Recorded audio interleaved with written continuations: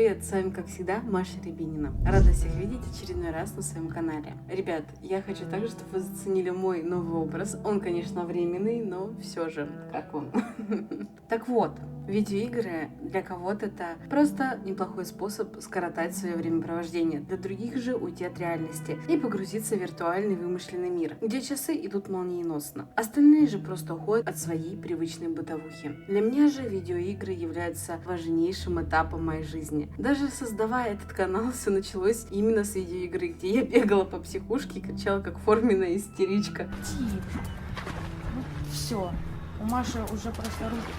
Это, конечно, было забавно. Алды канала наверняка сейчас помнят. Это был своего рода перезалив на этот уже новый канал, на котором вы сейчас смотрите это видео. Мне тогда было до конца непонятно, захочу я снимать видео или нет. Но, как видите, я до сих пор снимаю. И знаете, я ни о чем не сожалею, что я делаю в своей жизни.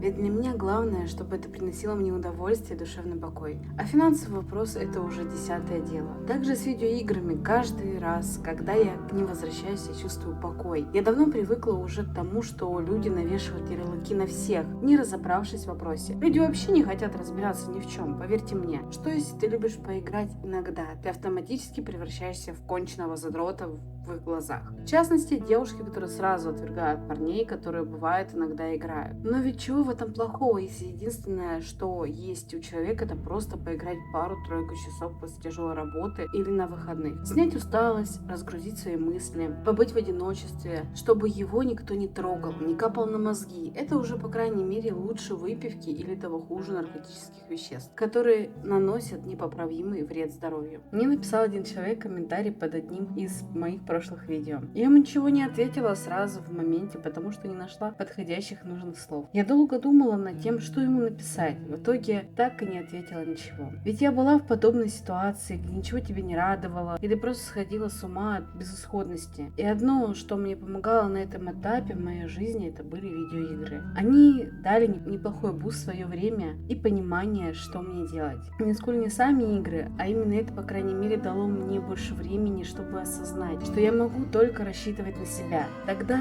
и даже близких друзей не было, которым я могла бы поделиться своими проблемами, рассказать своими переживаниями, и мне бы помогли хотя бы совет. Но сейчас особенно это явно видно благодаря интернету. Тут будет логичнее всего забить на это все и кайфовать от своей жизни. Да и пофиг, что там происходит вне моей жизни. У меня есть одна большая проблема, что я, наверное, не пофигистка в полной мере. И мне в этом плане чуть тяжелее, нежели остальным. И то, что я все близко к сердцу принимаю, но в этом и есть мой плюс, который делает меня мной, что я живая. Человек может умереть внутри и превратиться в бездушную машину, которая уже утратила всю способность выражать свои чувства и эмоции. В отличие от тех психологов, которые понакупали дипломы, а потом раздают свои советы людям, я отчетливо понимаю, что все люди разные и разные ситуации бывают. Одному может быть хорошо, другому, напротив, плохо. Тут не может быть никаких шаблонных советов. Я не понимаю, как можно раздавать советы направо и налево, не зная человека лично и не погружаться в его личную историю жизни. Все истории людей уникальные, и решение их проблем – это уникальный набор действий для решения различных жизненных обстоятельств. Помимо психологов, управлением мозгов других занимаются простые люди, которые пишут свои комментарии у других. Они убеждены, что именно их точка зрения самая верная и правильная. Снимая даже это видео, я сомневаюсь, правильно я мыслю или у меня тоже имеется искажение. Видеоигры как раз помогают мне просто не думать об этом. Где я могу хоть побыть в мире, в котором я никогда не окажусь. Где не будет всего того, что мы привыкли видеть здесь, в реальности. Кроме того, они меня мотивируют, и я черпаю вдохновение для своих будущих видео. Помимо всего вышесказанного, игры уже давно не те, которые были ранее. Сейчас это целое искусство. Я не особо любитель читать книги. Мне тяжело сосредоточиться на чтении текста, несмотря на то, что я сама пишу много. Мне намного проще проникнуться в все происходящее, когда я играю. Единственные книги, которые я могла дочитать до конца, это технические по типу монтажа или создания музыки, а художественная литература мимо меня прошла.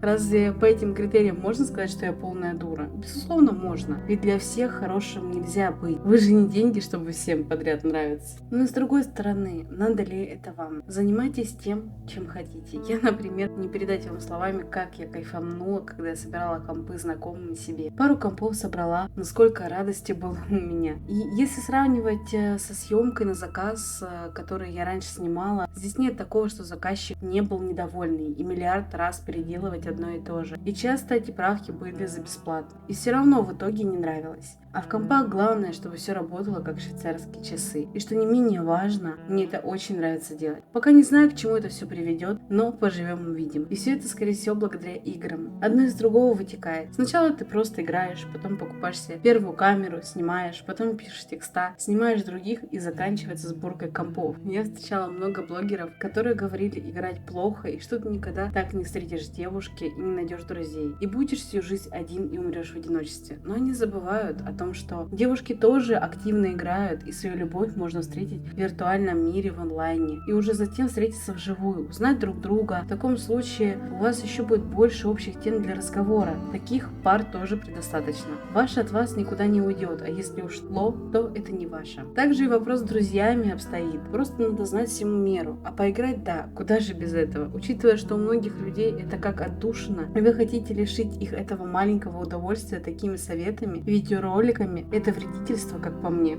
Даже когда мы с вами на стриме играли, это было что-то с чем-то. Ни с чем не перепутаешь такие моменты, самые запоминающиеся. И я это ценю. А, блядь.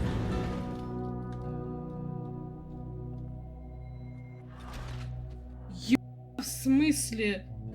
Вы чё, нахуй? Ёбись? Ебучий поезд. Бля, походу по новой, бля, бежать. Не понял. Это еще что? Чё за хуй, блядь? Хуй не стрелял, дебил. Вот так, блядь, останавливайся, снимай трупов.